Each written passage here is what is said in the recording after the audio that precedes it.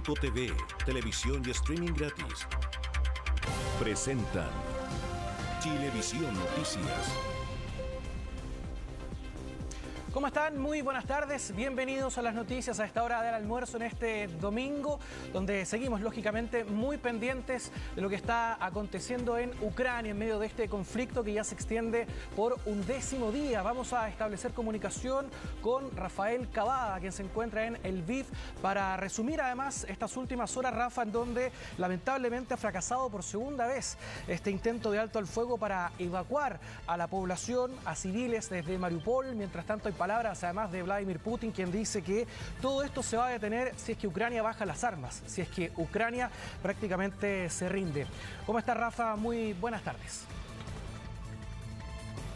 Muy buenas tardes, Patricio. Sí, 300 personas alcanzaron a salir de Mariupol antes de que el corredor simplemente se interrumpiera.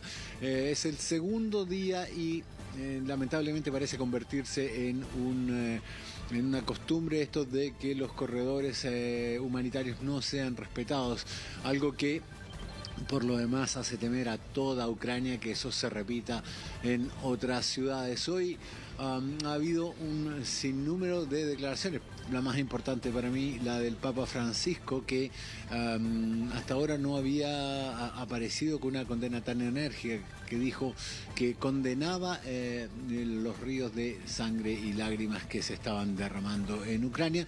Todo esto parece hasta ahora afectar muy poco a la decisión de Putin de continuar esta guerra hasta lograr descabezar el gobierno de Volodymyr Zelensky en un conflicto que ha tenido de todo, desde la esperanza que fuera una guerra relámpago hasta la posibilidad de que se extienda aún más y que ha contado con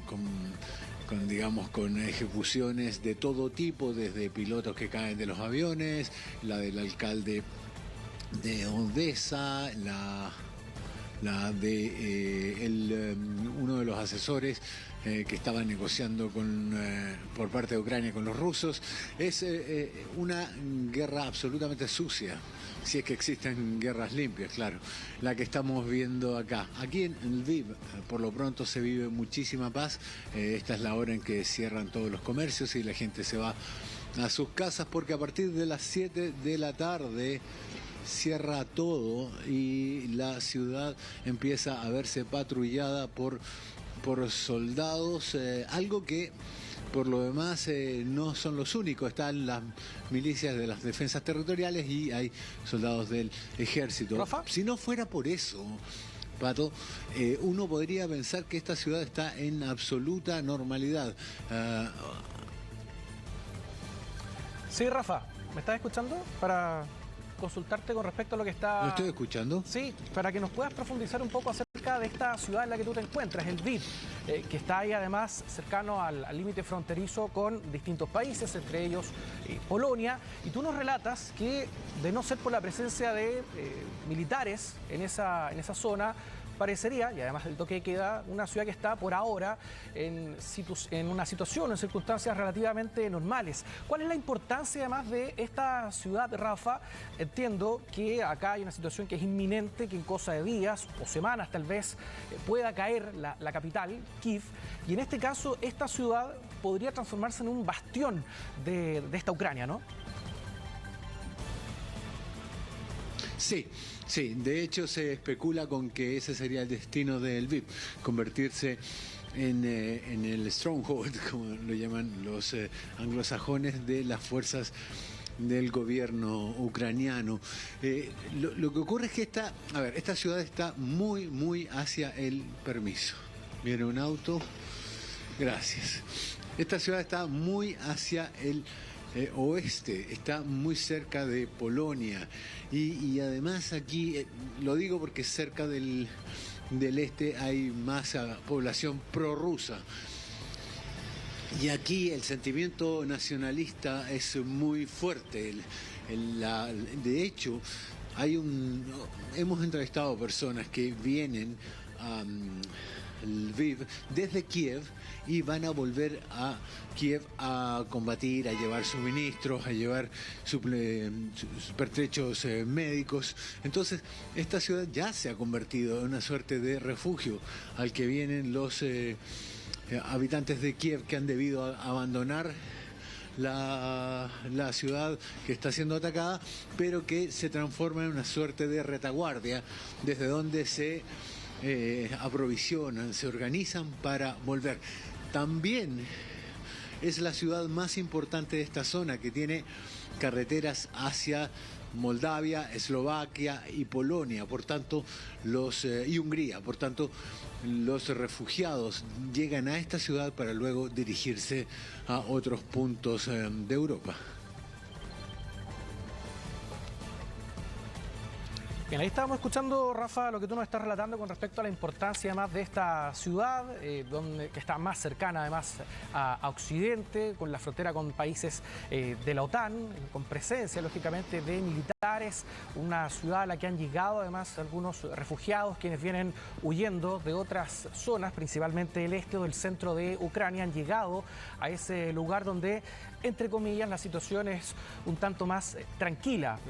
También da la sensación, hemos escuchado, hemos leído qué es lo que ocurre con respecto a los refugiados que han llegado a esa zona. Además van de paso, como tú nos relatabas, para poder continuar este desplazamiento en un día, en el día 11 ya de este conflicto, en donde se han entregado algunas cifras que tienen relación por parte de la Organización de Naciones Unidas, donde dice que cerca de 1,5 millones de personas ya son las que se han desplazado. Esa es la cifra de refugiados producto de esta guerra, que se trata del mayor éxodo desde la Segunda Guerra Mundial, con destinos principalmente a Polonia, Rumania, Eslovaquia. Para poder hacer hincapié y profundizar, Rafa, si ahí tú me estás escuchando, poder consultarte con respecto a lo que indicabas algunos momentos. Esta ciudad además se ha convertido en un punto de refugio para quienes tal vez no piensan por ahora salir de Ucrania, quienes quieran permanecer en el país, ¿o no? Sí, o para quienes quieran quedarse a luchar. Lo que pasa es que casi todo el mundo especula que es cuestión de tiempo con que la guerra llegue hasta acá. Y en esa situación habrá que, dependiendo de la decisión de cada persona, digamos, de correr hacia Polonia, que es donde hay los pasos fronterizos más grandes y más transitados. Polonia tiene 950.000 refugiados que provienen de Ucrania, pero también están Moldavia, Hungría, y hacia el norte está Bielorrusia, aunque dado que Bielorrusia está gobernada por un aliado de Vladimir Putin, es poco probable que la gente quiera ir hacia allí. Eslovaquia también está acá, y aunque ha tenido menor cantidad de refugiados, que todos han tenido menos refugiados que Polonia, también es una opción, y hacia allá hay carreteras. Pese a ello, hay que decirlo, cuando se producen estas suertes de emigración masiva, las carreteras tienden a saturarse. Ayer, nuestro ingreso desde Médica hasta acá, había una fila de autos que bordeaba los 25-30 kilómetros. Difícil sacar el cálculo porque, claro, había una fila de 10 kilómetros, después un espacio y después más fila, pero una cola larguísima de gente, una fila enorme, además de los refugiados que llegaban en buses. Ayer fue uno de los días con mayor tránsito por la frontera con Polonia. Entonces sí, es cierto, aquí llega mucha gente, 1.200.000 personas, y no se sabe si van a actuar si van a elegir la vía de la emigración o si se van a quedar a resistir. Mayoritariamente los hombres vienen acá y vuelven a sus ciudades a combatir contra los rusos. Sí, son horas muy tensas, hay mucha incertidumbre, sobre todo por ¿cuál será ahora la estrategia que está llevando adelante Rusia, Vladimir Putin? Se hablaba primero de una guerra relámpago, ahora tal vez se está apostando al desgaste, una guerra que va a ser más larga de lo presupuestado, que incluso dicen algunos que pueda extenderse por meses. Y esto además, Rafa, en momentos en que continúan ataques en distintos frentes a lo largo de Ucrania, y el presidente Zelensky, quien ha pedido a Estados Unidos aviones. Todo esto en base a una declaración que él ha entregado en un video donde él se señala que Rusia planea un bombardeo en Odessa, específicamente en esta ciudad que es muy estratégica en el sur, que tiene acceso además salida al Mar Negro. ¿Qué es lo que se ha señalado además de parte del secretario de Estado de Estados Unidos, Antony Blinken, que hay conversaciones con Polonia justamente en este sentido para ver de qué manera se puede recoger o se puede ir en ayuda de Ucrania con esta solicitud que ha realizado el presidente ucraniano? Te invito, Rafa, que escuchemos qué es lo que ha señalado Antony Blinken, secretario de Estado de Estados Unidos. We're looking actively now.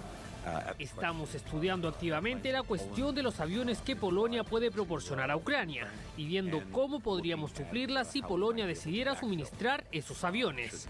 No puedo hablar de un cronograma, pero puedo decir que lo estamos estudiando muy activamente. Can't speak to a timeline, but I can just tell you we're looking at it very, very actively. Bueno, y eso también hay que estar muy pendientes de cuáles son las señales que se entregan lógicamente una vez que hay una conversación entre Estados Unidos y Polonia para ver de qué manera se pueda coordinar este envío de aviones a Ucrania, cuál pueda ser además la reacción del Kremlin, de Vladimir Putin. Y además, Rafa, quiero consultarte con respecto a los acontecimientos. Durante estas últimas horas hemos sido testigos de un ataque, se ha destruido un aeropuerto, el aeropuerto de Vinnytsia. Continúa el ataque de las tropas rusas por el sur, por el este y además el norte, prácticamente rodeando, sitiando y avanzando poco a poco a Kiev. ¿Cuál es la sensación, lo que tú has podido ver, lo que tú has podido tal vez conversar con algunos de los habitantes de esa ciudad, del Lviv, sobre los acontecimientos, sobre el curso de este conflicto? Aquí hay mucho combatiente y de verdad hay una decisión de combatir que es admirable. Lo digo porque soy consciente que las fuerzas ucranianas son muy menores a los rusos. Sin embargo, la moral de una fuerza es siempre un factor decisivo. Sí, se están destruyendo los aeropuertos porque lo que se pretende es buscar el control aéreo. Durante la Blitzkrieg de la Segunda Guerra Mundial, lo primero que se hizo fue destruir los aeropuertos, porque eso impide que la Fuerza Aérea Ucraniana tenga desde dónde despegar o aterrizar, y eso garantiza el control aéreo de Rusia. Desde la batalla de Inglaterra es como un clásico que para ganar una guerra hay que tener el control aéreo. Ahora, sin embargo, este ofrecimiento de Estados Unidos de negociar con Polonia y con Rumania estos aviones, que son aviones remanentes de la era soviética que quedaron acá, aviones que tienen tecnología de la que están acostumbrados a manejar los pilotos de Ucrania, es un asunto complejo, ya que podría tensar aún más las relaciones entre los miembros de la OTAN y Moscú. Bien, Rafa, muchas gracias por todo tu trabajo durante el transcurso de esta mañana. Vamos a seguir lógicamente muy pendientes. En el caso de cualquier novedad, vamos a restablecer la comunicación contigo. Que tengas buenas tardes y ya prácticamente buenas noches para ti allá en Ucrania. Muchas gracias, Patricio. Bien, ahí está Rafa Cavada, uno de nuestros enviados especiales en Ucrania, cubriendo este conflicto, qué es lo que está ocurriendo en esa zona, el Lviv, que es una ciudad también muy estratégica en caso que las tropas rusas puedan llegar a controlar la capital, Kiev. Se habla que esa es el Lviv, pueda ser el bastión de Ucrania en caso de que ocurra una situación de esa naturaleza. Otro de nuestros equipos, que ha estado liderado por Daniel Matamala, ya desde el inicio de este conflicto que se extiende por 11 días, ha realizado un recorrido por esta ciudad, una ciudad en donde lo que ha llamado la atención durante estos últimos días ha sido que las estatuas, algunos monumentos de esta ciudad han sido cubiertos. Se habla además de que esta es la ciudad o la capital cultural de Ucrania. Vamos a revisar a continuación este recorrido, este reporteo que ha hecho Daniel Matamala por el Lviv. Es una ciudad que está completamente bajo alerta, con servicios bastante colapsados. Es prácticamente imposible conseguir alojamiento, conseguir auto, porque hay muchísima gente, una población flotante de cientos de miles de personas que se mueve hasta aquí y, sobre todo a través de la estación de trenes, intenta desesperadamente llegar hacia la frontera con Polonia, que está a unos 70 kilómetros de distancia. Ustedes ven también cómo estas estatuas también han sido tapadas con plástico, con materiales aislantes, con esponjas.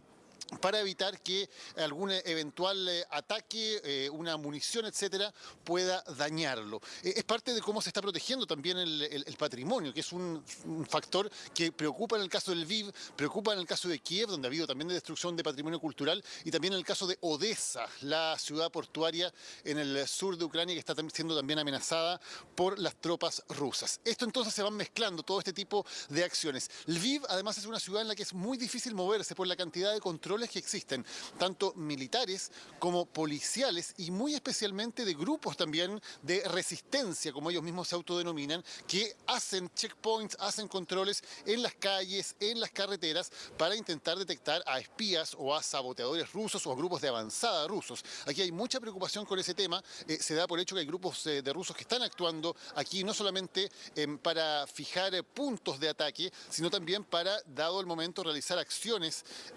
violentas o acciones de destrucción dentro de las ciudades o incluso asesinatos selectivos de algunas autoridades o algunas personas relevantes a nivel local. Entonces hay muchísima preocupación y de alguna manera contrasta entonces esta ciudad que ustedes ven muy viva, con muchísima gente en las calles, una ciudad que hasta hace una semana era una ciudad netamente turística, con mucha gente que venía desde Alemania, desde Polonia, desde Reino Unido, entre otros lugares, para disfrutar de ella, y que hoy tiene otro tono. Sigue siendo una ciudad con muchísima gente, pero muchos de quienes ustedes ven acá están aprovisionándose para intentar llegar entonces a algún lugar más adelante, algún lugar donde tengan la protección de llegar a la frontera, como ya lo ha hecho más de 1,5 millones de ucranianos.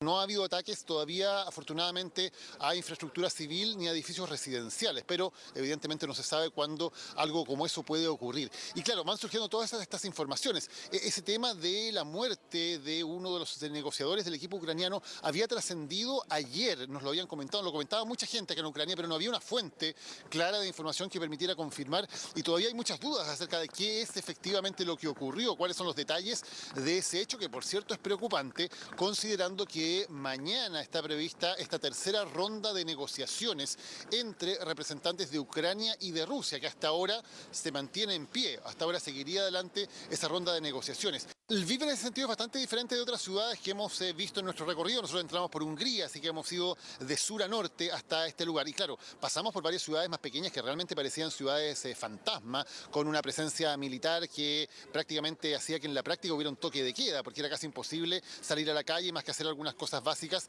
antes de tener que volver a entrar por la presencia militar. En Lviv, tú lo puedes ver aquí en estas imágenes en vivo, es un domingo, son las más o menos las 2:15 de la tarde, y hay mucha actividad, mucha gente que está en lo que parecería ser un día bastante normal. Pero insisto, antes lo que había acá eran, por ejemplo, muchos turistas en este lugar, el centro turístico del Lviv. Hoy lo que se ve básicamente son muchas personas que se están desplazando, muchos migrantes que vienen de otras áreas de Ucrania, que vienen de Kharkov, que vienen de Kiev, entre otros lugares, y que están buscando aquí un refugio temporal o un lugar donde tomar en un tren, un bus, etc. Los suministros existen, están abiertas la mayoría de las tiendas. Hay sobre todo escasez en términos de, por ejemplo, alojamiento. Es prácticamente imposible encontrar alojamiento por razones obvias. Hay cientos de miles de personas en una población flotante que están buscando dónde quedarse o hacia dónde trasladarse. Hay también toque de queda. Aquí se puede circular hasta las 10 de la noche.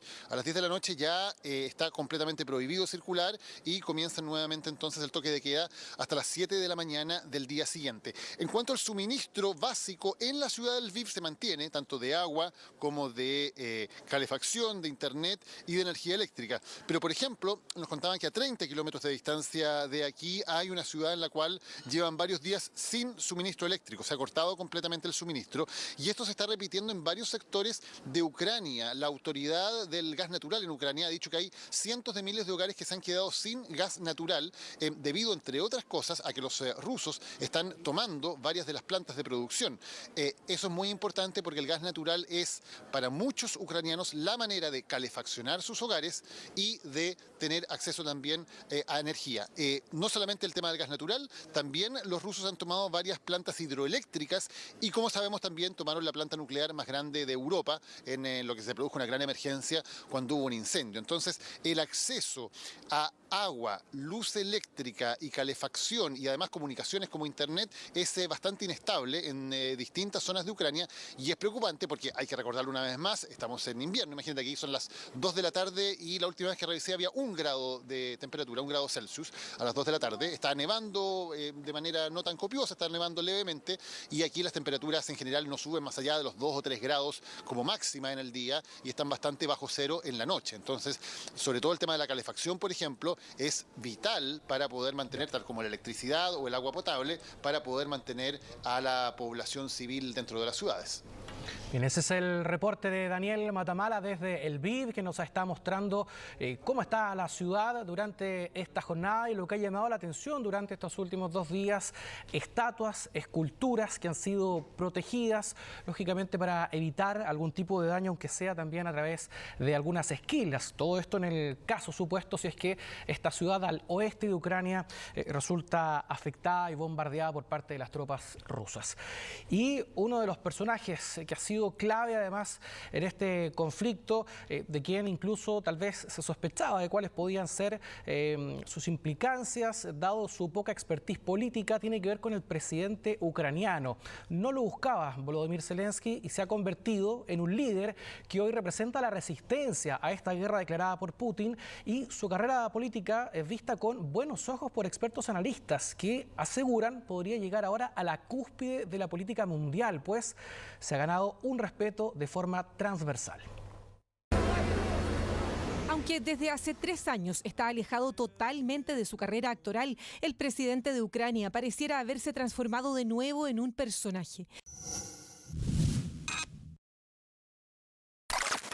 Porque si la invasión de Rusia fuera parte de un guión ficticio, entonces Zelensky estaría encarnando a un líder que no solo se ha convertido en el símbolo de una resistencia admirable, sino que además conmueve.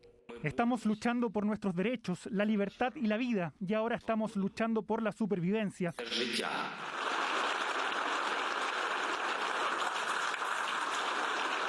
Desde el punto de vista de que alguien de las artes, alguien de otra actividad pueda pasar a ocupar un cargo de esta relevancia política y en el mundo, es un caso interesante.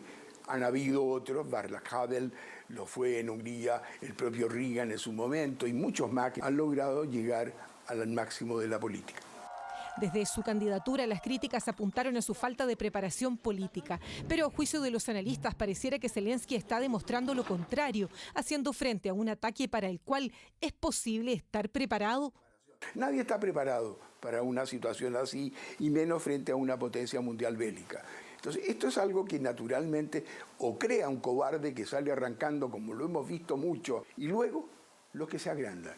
Los que logran finalmente encarnar esa responsabilidad y pasan a tomar parte y a ser decisivos en algo en que no tenían ni por asomo, ni por voluntad, ni siquiera por interés, ni vocación llegar a hacerlo. La percepción sobre el rol de Zelensky en este escenario se ha potenciado también a través de las redes sociales, donde el presidente logra transmitir su compromiso con claras habilidades comunicativas. Escucha, estoy aquí. No depondremos las armas. Defenderemos nuestro Estado porque nuestra arma es nuestra verdad.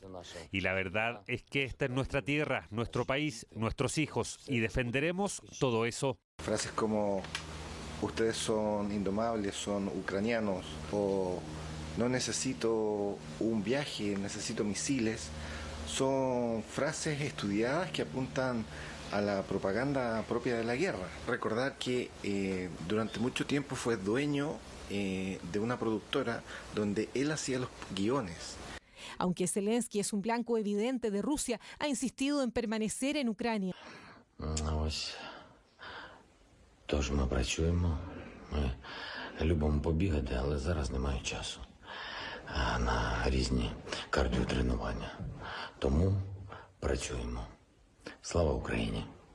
Alguien que encarna el patriotismo ucraniano, que no se ha movido de su cargo, que está, a pesar de los inconvenientes, y que tiene que estar escondido con todos los riesgos que bien sabemos, pero que es una persona que se ha notado con una determinación y con una voluntad de hacer lo que está haciendo a una costa de su vida que le trae el respeto.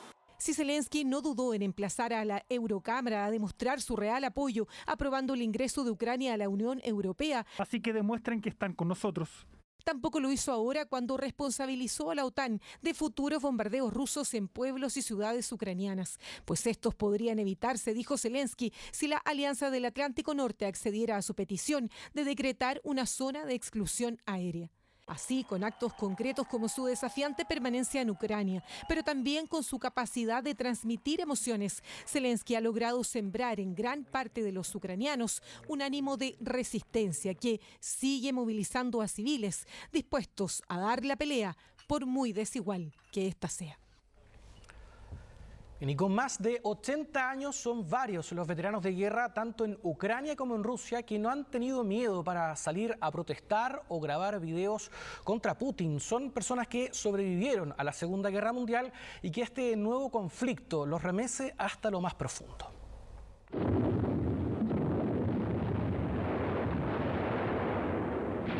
Cuando estas imágenes se vivieron, Romanova Valentina era apenas una niña judía ucraniana. Junto a su familia tuvo que refugiarse de los bombardeos de la Alemania nazi en medio de la Segunda Guerra Mundial. 80 años después, vuelve a tener que protegerse de las bombas. Родилась я в Украине. Войну 22 июня 1941 года встретила под бомбежкой в Киеве. В Бабьем Яру погибли мои родственники. 24 февраля 22 года я опять встречаю в Киеве под бомбежкой и обстрелами. Babi Yar es una barranca que existe en esa época, estamos hablando del año 41, que está a las afueras de Kiev, donde los nazis realizaron varias matanzas contra los judíos. La más importante fue una matanza de más de 30.000 personas. Entonces es un lugar simbólico que pareciera ser que el monumento que había allí fue bombardeado. Romanova está junto a otros veteranos judíos, protegiéndose esta vez de los ataques rusos. No ha tenido temor en grabar estos videos contando sus historias y exigiendo el retiro de las tropas rusas. Putin, забирай свои войска и убирайся с Украины. Мы хотим мира. Lukasz Tamara es otra sobreviviente del exterminio nazi comandado por Hitler. Nació en el 39 cuando la Segunda Guerra Mundial estaba comenzando. Casi toda la familia de su madre falleció en Kiev, víctima de los bombardeos de esa época. Hoy no puede evitar emocionarse al hablarle directamente a Vladimir Putin. Putin, щоб ти був здох. Покинь нас, покинь, сволоч нас, щоб ми тебе не бачили і не чули, хто ти і що ти. Ми хочемо миру, нам хочемо миру. Mujeres y hombres de más de 80 años que ahora vuelven a enfrentar la traumática experiencia de refugiarse de bombas y disparos militares buscando sobrevivir.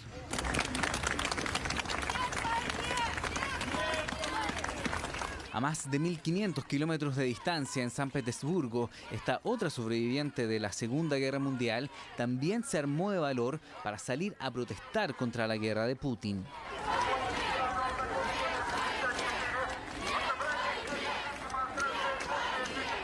Yelena Osipova se llama esta valiente mujer. Es pintora y una reconocida activista en Rusia. Sobrevivió a los ataques nazi de Leningrado.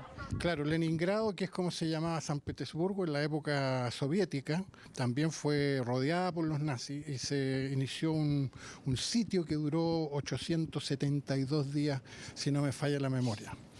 Y resistieron los rusos allí y al final lograron romper ese cerco. Yelena fue detenida por la policía rusa mientras participaba de una protesta y llevada hasta su casa, según informaron medios locales. Mientras era detenida, fue arropada por los mismos manifestantes, quienes además compartieron en redes sociales este momento.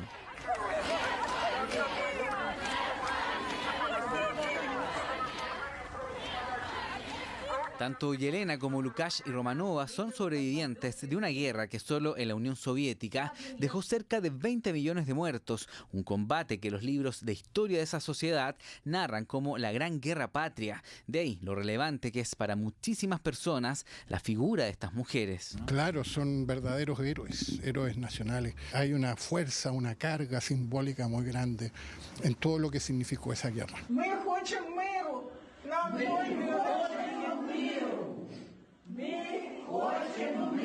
Voces valientes que ahora en pleno conflicto vuelven a sonar con más fuerza y coraje. Ellas saben y vivieron lo que una guerra significa para las personas.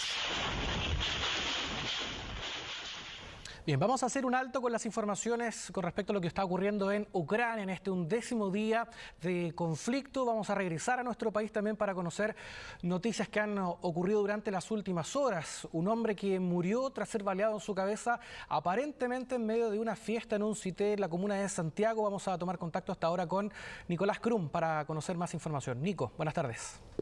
¿Qué tal, Pato? Buenas tardes. Sí, tú bien lo mencionabas, un hombre de 24 años de edad de nacionalidad colombiana que lamentablemente perdió la vida, como tú bien decías, en un enfrentamiento algo confuso. Esto ocurre en la calle Nathaniel Cox, a la altura del 1600, cerca de las 11 de la noche, cuando un grupo de personas, en su mayoría de nacionalidad extranjera, estaban en este lugar manteniendo una reunión, una actividad de un carácter festivo. Estaban celebrando aparentemente en un asado, y es en ese momento cuando comienza una discusión que poco a poco comienza a tomar un poco más de revuelo, y finalmente se da una riña, una pelea que culmina con esta persona, un hombre fallecido con al menos 3 impactos de bala en su cabeza. Todo esto en el contexto de una supuesta fiesta, una situación que lamentablemente, según comentaban algunos vecinos del sector, tiene que ver también con situaciones que se van repitiendo en este mismo lugar. Esto es un galpón que fue adaptado para poder dejarlo como un cité, donde finalmente están viviendo en su mayoría estas personas de nacionalidad extranjera, bien digo, en este lugar, y quienes frecuentemente, según lo han señalado los vecinos del lugar, realizan este tipo de fiestas y celebraciones donde hay consumo de alcohol. Muchas veces también terminan en la calle este tipo de celebraciones que ellos realizan, pero lamentablemente lo que ocurre ayer se sale un poco de lo habitual, que tiene que ver netamente con un hecho de violencia que culmina entonces con esta persona con al menos 3 impactos de bala en su cabeza, y es por lo mismo que al lugar tuvo que llegar la policía de investigaciones para poder comenzar a hacer las diligencias sobre este caso y poder determinar, por ejemplo, cuál es la identidad, bien digo, de la persona que habría protagonizado este hecho. Una persona que al momento en que ocurre esta situación huye del lugar y que finalmente está en estos momentos siendo buscado, por supuesto, por la policía de investigaciones, por la brigada de homicidios, quienes están a cargo de este procedimiento y que están buscando, por supuesto, a esta persona.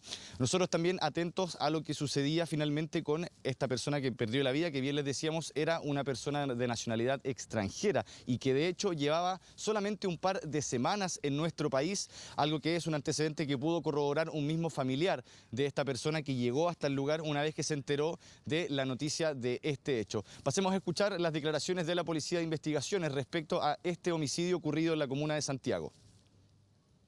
Se pudo establecer de que en el lugar, en el frontis del lugar, se estuvo realizando una fiesta de ciudadanos extranjeros, y por situaciones que se están investigando en este momento, se provocó una pelea al interior del cité y resultó una persona lesionada con arma de fuego, y posteriormente que fue trasladada hasta la posta central, lugar donde ingresó fallecida. La persona fallecida tiene nacionalidad extranjera, hasta el momento la tenemos NN, se están realizando tomas de muestras dactiloscópicas, las que serán verificadas con el registro civil para poder obtener su identificación.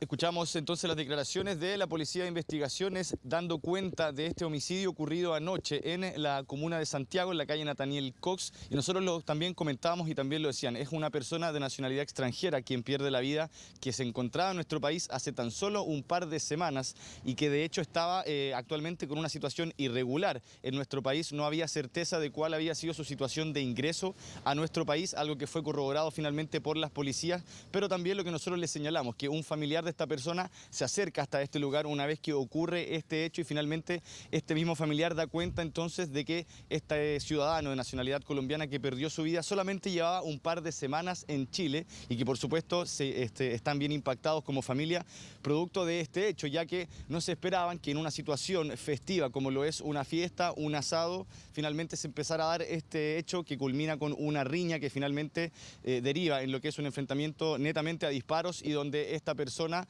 recibió al menos 3 tiros en su cabeza y finalmente, como bien escuchábamos en las declaraciones de la Policía de Investigaciones, tuvo que ser derivado hasta un centro hospitalario donde finalmente se confirma su fallecimiento, y es por eso que actualmente, como también les decíamos, está la Policía de Investigaciones dando finalmente cuenta de lo que se está haciendo respecto de dar con la persona responsable de este hecho. Escuchemos lo que yo les decía, lo que señaló el familiar de esta persona de nacionalidad colombiana que perdió su vida ayer en la comuna de Santiago.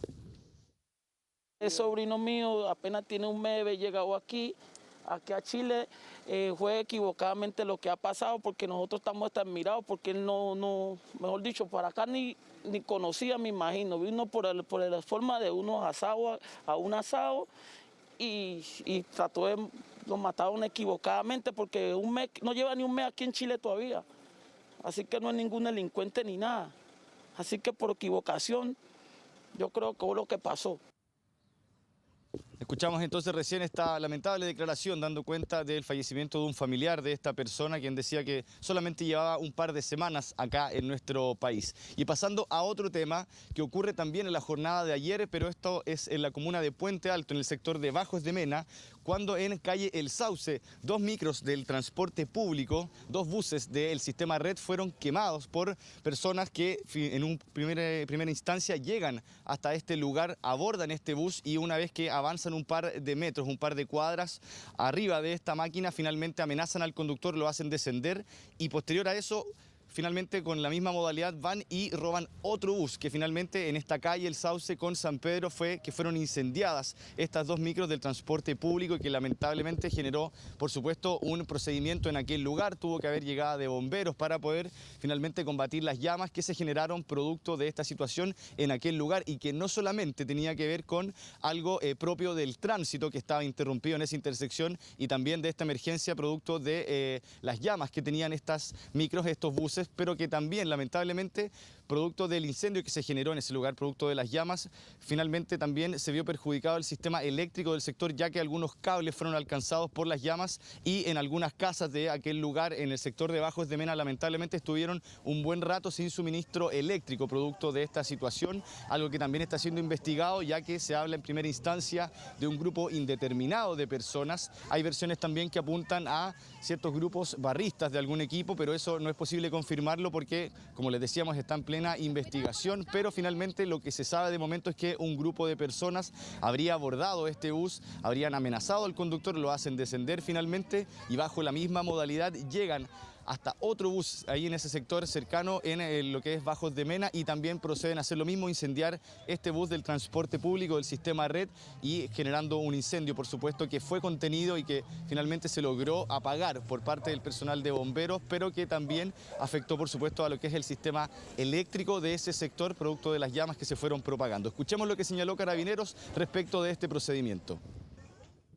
Una vez que llegaron al lugar, corroboraron que efectivamente habían 2 buses que se encontraban en llamas y un número indeterminado de personas que estaba alrededor de ellos, los cuales se retiraron al momento de llegar personal policial. Se desconoce si es que había armamento, al momento no tenemos información de que hayan habido disparos en el lugar, solamente que habían unas personas que estaban indeterminado número de personas que estaban quemando los buses. Escuchamos entonces las declaraciones de Carabineros respecto a la quema de estos 2 buses. Por supuesto, un proceso que está siendo investigado. Tiene que ver, por una parte, quiénes son estas personas que, como bien decían, se escaparon una vez que ven la presencia policial en el lugar. Y, por supuesto, también entenderse que hubo o no algún uso de arma para poder amenazar a los conductores de estos buses y que finalmente, lamentablemente, generaron algo peor, que fue la pérdida del sistema eléctrico en varias casas de ese sector, Pato. Sí, con respecto a estas investigaciones, Nico, son bien complejas, es bien difícil poder llegar finalmente a quiénes son los autores de la quema de buses y se suma lamentablemente lo que ya había ocurrido durante la semana con el incendio de otros buses del transporte público metropolitano, que acá los únicos afectados son finalmente los usuarios. Que tengan buenas tardes.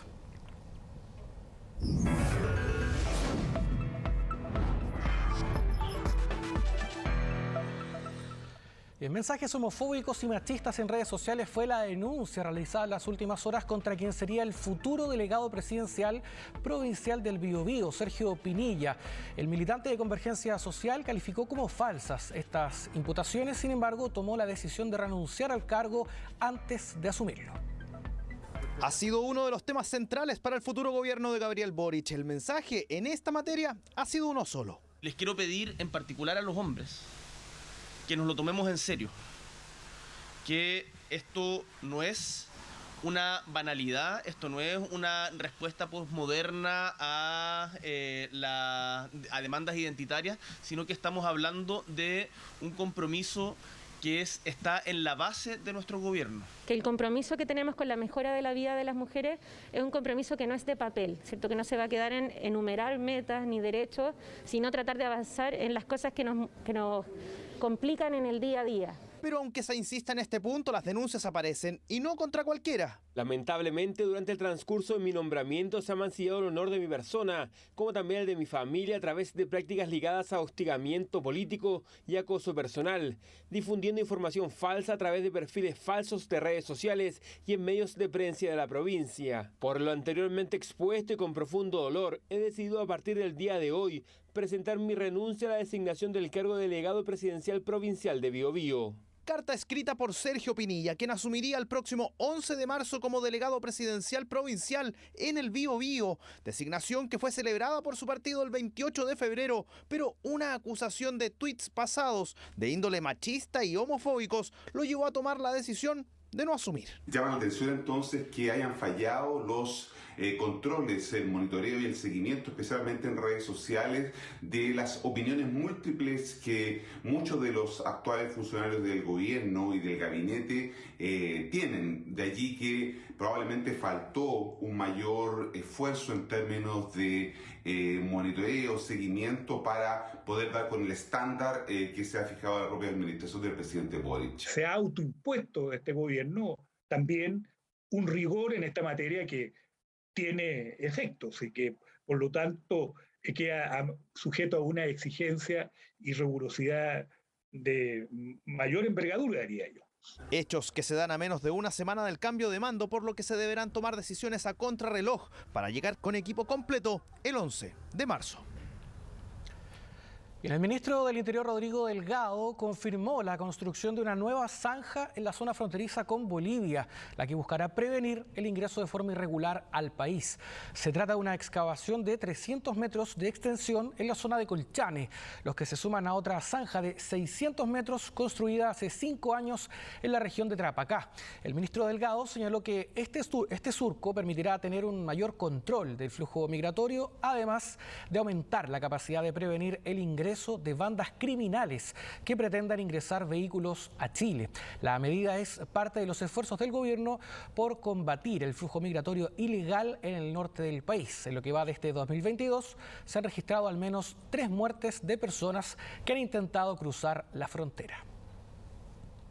Hoy día tenemos los 600 metros con estándar de 3 metros de profundidad y obviamente con una mantención bastante rigurosa. A partir de eso, hacia el lado norte de esta misma zanja hay una posibilidad de crecer, que es justamente lo que se está haciendo, que es una nueva zanja que va en paralelo a la frontera con Bolivia y va en paralelo también a una zanja que ya existe del lado boliviano, pero que no existía del lado chileno. Por lo tanto, son aproximadamente 300 metros que se va a crecer hacia el norte de la zanja actual, que es justamente donde está el mismo complejo fronterizo, para poder tener mayor capacidad de control de bandas criminales que quieran pasar en vehículos o justamente de personas que quieran ingresar de manera clandestina a Chile. Bien, estamos de regreso con las noticias en este día donde además la música chilena está de luto. A los 77 años murió el cantante nacional Patricio Renán, integrante de La Nueva Ola. Vamos a establecer comunicación hasta ahora con Pablo Figueroa para conocer más detalles de su lamentable deceso. Pablo, buenas tardes. Bueno, buenas tardes para la música chilena, no son y sobre todo para los seguidores de la música de la década de los 60, los 70, porque claro, se fue ayer a las 7:30 de la mañana Patricio Renán, inconfundible voz de versiones de canciones de esa época, sobre todo la más conocida de los Yardbirds. Falleció a las 7:30, recordemos que ya llevaba varios años con problemas de demencia senil. Venimos acá porque no se iba a hacer un velatorio, pero la misma familia dijo que ante las muestras de cariño de sus pares decidieron desde ayer hasta hoy día van a ver este velatorio acá en la comuna de Las Condes. Pasemos a revisar qué dijo su señora y su hija sobre esta despedida para una de las voces más inconfundibles de la última etapa de La Nueva Ola. Yo pensaba en ese momento, en un comienzo pensé hacerlo en el hogar donde él vivía y algo de familia solamente. Pero cuando se filtró la noticia de su fallecimiento fue tanta la cantidad de gente que empezó a mandarme, no solo a mí, sino que a otros colegas de él, que tuve que cambiar de opinión. Sus cenizas serán esparcidas en Penco, que era su pueblo, el que él tanto amó, en el mes de junio. Chile ha perdido la mejor voz que existía. Claramente, no desmereciendo a los demás artistas de la nueva ola y gente nueva, pero la voz de mi padre era indiscutible, la interpretación era mágica. Ahí escuchamos a la familia para este velatorio, Pato, que fue acá desde ayer en la tarde hasta solo hoy, para la gente que quiere venir a despedir a este gran cantante, amigo personal de Cecilia Pantoja, la Cecilia, la incomparable, quien a través de redes sociales, al igual que otros artistas, han despedido a esta voz. ¿Qué dijo otro de sus amigos, Wildo? Otro cantante de la nueva ola que ha estado hablando con los medios de comunicación. Revisemos qué dice su amigo sobre los últimos días de Pato, en la gran voz, como decíamos, de la última etapa de la nueva ola. Un hombre importante dentro de la música popular chilena, un hombre con una personalidad muy, muy especial, que decidió por él, por su propia voluntad, tomar una decisión drástica y dejar la música y dejar el ambiente para siempre. Patricio Renán, desde hace más o menos 8 años, no quiso saber más ni de entrevistas, ni de comentarios, ni de notas. Su familia de Patricio, que siempre estuvo a su lado hasta el último día de vida, y que llevó a esta, de repente, creer que Patricio Renán estaba solo, abandonado, triste y pobre, lo cual es absolutamente falso. Ahí escuchamos a Wildo haciendo referencia a algo que es sabido por los últimos años. Si buscamos la última entrevista de Patricio Renán, hay que retroceder a 2008-2009, cuando hacía espectáculos en parrilladas. Ya después la demencia senil empezó a hacer efectos en su mente, y lo que llevó a estos reportajes, uno salió en este canal Chilevisión, es lo que respondían sus amigos. No estuvo solo, lo acompañaron. Bueno, su legado, estamos hablando de uno de los grandes cantantes de boleros que ha dado la nueva canción chilena. Revisemos qué dice Edith de la Rosa de Radio Imagina un poco ya sobre su legado, la importancia de recordar, como hizo una de sus canciones, a Patricio Renán. Marcó una época muy especial para la música de Chile, años 60, años 70, era la época, el boom de la nueva ola chilena, en una época en que además Chile recibía camadas de artistas desde Italia, desde España. Aún así, Pato Renán, junto con todos sus amigos de la nueva ola de aquellos años, lograron imponerse. Pato Renán lo hizo muy bien hasta el día de hoy, él cantando sobre un escenario, siempre bien vestido, con su chaqueta, un hombre con una puesta en escena muy elegante también, y con una personalidad muy particular. Va a ser recordado sin duda como uno de los grandes intérpretes de la nueva ola chilena. Ahí escuchamos a Edith de la Rosa hablando del legado de Pato Renán, ganador del Festival de Viña de 1972, y sobre todo una gran voz. Y bueno, solo muere quien se olvida, y como dice, su mayor éxito son recuerdos. Recordar el legado es parte de un artista que se despide y que será cremado y esparcido sus restos en su comuna en Penco los próximos días, Pato. Un grande de la música, Pato Renán, quien vivió el apogeo de su carrera entre los 60 y los 70, integrante de la nueva ola de la música nacional. Enviamos, por supuesto, las condolencias a su familia, a sus cercanos y al mundo de la música. Muchas gracias, Pablo, que esté bien. Buenas tardes. Bien, vamos a hacer una pausa comercial. Hay 23 grados a esta hora en Santiago, en un día con mayor presencia de nubes. Ahí están las imágenes del Cerro San Cristóbal. La máxima podría llegar solamente a los 26, 27 grados durante esta jornada. Vamos a hacer una pausa. Ya a la vuelta ya vamos a estar con todos los detalles, los goles del superclásico del fútbol chileno, en el que se está imponiendo Colo-Colo. Quedan algunos minutos todavía, se están jugando los descuentos. Ya regresamos con eso y con más. Bien, estamos de vuelta, revisamos a continuación las nuevas cifras del balance COVID dadas a conocer durante esta jornada. Este nuevo reporte da cuenta de 19.353 nuevos casos y 122 muertes asociadas al COVID-19. El Ministerio de Salud reportó que la positividad PCR fue de 18,74%, la más baja en 39 días, mientras que los casos activos llegan a 91.410, alrededor de 21.000 menos que el domingo pasado. También se vio una reducción en los contagios y fallecidos con 4.468 contagios y 8 decesos menos que en la semana anterior. Respecto a la hospitalización, se reportan 1.050 pacientes internados en unidades de cuidados intensivos, de los cuales hay 836 quienes han requerido estar conectados a ventilación mecánica. La región del Maule es la con mayor tasa de incidencia por 100.000 habitantes, seguida por los ríos Biobío y Ñuble. Vecinos del sector de Avenida Mata en Santiago denuncian que son atacados cada vez más, de manera más frecuente, por bandas organizadas. Y precisamente ante esta situación, las autoridades de gobierno y del municipio de Santiago anunciaron nuevos planes de seguridad para ese sector. Llegaron en taxis y en vehículos particulares, pararon incluso el tránsito. 5 delincuentes ingresaron hasta un local e intimidaron con armas de fuego a quienes se encontraban en el interior exigiéndoles dinero. Llegan en taxi, auto, de todo tipo, se estacionan, se paran en la Avenida Mata, hacen tremendo operativo para robar un negocio de bordados que no tiene nada adentro.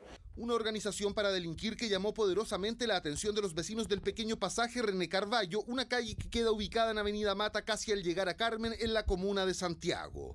Un despliegue muy grande, con armas y todo, y la verdad es que no robaron nada. Entonces eso fue muy loco. Yo no sé si se equivocaron en el dato. Lo concreto es que este no es el primer asalto que afecta a esta comunidad. Reclaman que debieron cercar el pasaje con rejas y repletarlo de cámaras de seguridad, métodos que no han logrado disuadir a los delincuentes. Fueron el 10 de febrero, el 20 de febrero, ahora el 1 de marzo, pues ya. O sea, cada 10 días. Sí, cada 10 días nos tienen de caseros. Se pasan por arriba de la reja, se aprovechan el minuto que está abierta, se aprovechan del minuto que la persona dejó abierta una puerta. Nosotros dejamos las motos, se entraron por arriba, rompieron o no se sabe qué pasó. Se nos han llevado mi moto por lo menos se me la llevaron. Ayer entraron a las 11:15 de la mañana, robaron aquí en la casa. Carabineros indicó que en el último tiempo han arrestado a 16 personas en este sector de Avenida Mata, principalmente por robo de vehículos, microtráfico y personas con causas pendientes. El sector de Avenida Mata es un lugar de permanentes patrullajes policiales, por tratarse de una avenida de alta afluencia de personas y vehículos. Pero según los locatarios y residentes del sector, el descaro de los delincuentes ante la falta de seguridad llega a tanto que incluso marcan los inmuebles en que es más fácil robar. Empezamos con un robo y un niño a mi lado y con arma. O siempre ponen como símbolo afuera, lo pintan la pared. Los robos ya saben como que son ya planificados. Yo a las 5 de la tarde tengo que meter reja, tanto este almacén como el otro almacén. Porque no tenemos ninguna seguridad en caso de cualquier día se nos pueden meter y nos pueden saquear. Y las autoridades correspondientes pues no están actuando. Frente a estas denuncias, las autoridades anunciaron medidas tendientes a reforzar la seguridad en la concurrida Avenida Mata. Próximamente contaremos con una nueva flota de patrullaje preventivo que está dentro de los lineamientos y de las atribuciones que tienen los municipios. Se dispuso un equipo especial en la comuna de Santiago que contempla 8 motos y un radio de patrullas. Este trabajo focalizado se desplaza por distintos barrios de la comuna de Santiago, incluido el barrio Mata. Es de esperar que estas medidas funcionen y traigan tranquilidad a estos vecinos y locatarios que hoy deben vivir enrejados a causa de los constantes ataques de la delincuencia. Y el Instituto de Salud Pública suspendió la línea de envasado de píldoras anticonceptivas del laboratorio Andrómaco tras detectar fallas relativas a su calidad. El laboratorio retiró el lote afectado del anticonceptivo Serenata 20, serie D21191A, pero lo hizo recién, este viernes, es decir, 4 meses después de tener conocimiento de la falla producida, según la compañía, por la sensibilidad establecida en la telecámara encargada de distinguir los colores de los comprimidos activos y placebo. Desde el ISP han asegurado que el laboratorio había incurrido en una falta de carácter grave al no reportar a tiempo esta situación. Bien, y vamos con noticias del cine. A 7 años de su anuncio, finalmente se estrenó The Batman, película que ha sido alabada por la crítica y que busca ser una alternativa diferente para el género de superhéroes. Es la película definitiva. El Caballero Oscuro marcó una generación y dejó una mochila difícil de superar para todos los films de superhéroes. 14 años después, es un largometraje sobre el mismo personaje el que se vuelve a ganar a la crítica. Está en las alturas de las películas animadas, de Dark Knight. A mi parecer es mejor que Begins. Creo que arma mejor el mundo, creo que representa mejor Batman. The Batman debe ser la adaptación más accidentada sobre el personaje, anunciada en 2015. Cambio de director, de protagonista, guión y concepción de la historia. La pandemia detuvo la filmación y después los contagios, hasta que 7 años después llega a los cines. Ahora, falta saber cómo será recibida por el público. Tal vez no es la típica película de superhéroes, pero es una apuesta distinta de darle a un director la posibilidad de contar su visión de este personaje. The Batman no es ni por si acaso una película para niños. Batman es una sola investigación. No es un filme particularmente repleto de personajes y probablemente el ritmo no corresponde a lo vertiginoso que muchas de estas producciones tienen. Son 3 horas en las que se presenta un enfoque que no sigue las reglas básicas de estas películas. No hay un villano principal ni escenas de acción cada 5 minutos. Lo que hay es una historia en la que Bruce Wayne debe encontrar su camino ante la frustración que le produce Ciudad Gótica. Normalmente Batman tiene todo bajo control, pero en esta ocasión aún intenta descubrir qué es exactamente Batman. Yo creo que va a ser difícil. Esta va a ser una de esas películas muy conversada, muy amada y muy odiada. The Batman es un paso adelante en una industria dominada por las adaptaciones de cómics, que ahora suma una producción que al menos intenta tomarse en serio tanto en lo visual como en el mensaje que quiere entregar.